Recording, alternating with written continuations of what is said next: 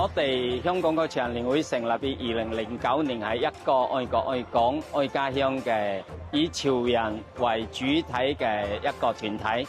我哋其實嗰啲會員咧有4萬幾人，義工咧就有3000幾人，係一個香港島好大型嘅，而且好活躍嘅一個團體。呢一屆咧，我哋希望咧喺我哋前幾屆嘅會長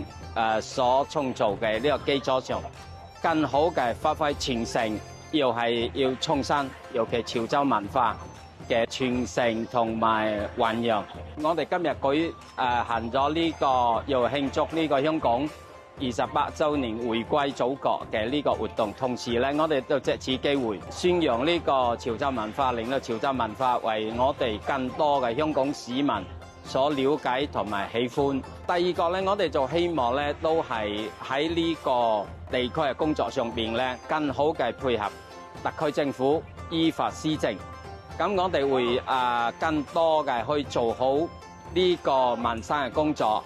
希望咧通過我哋嘅資源，幫呢個基層係令到基層市民有更多嘅獲得感啊、幸福感啊。我哋有個會嘅口號就係呢個潮人同心，愛拼感型。咁我哋希望喺呢個傳統嘅基礎上咧，繼續將我哋潮人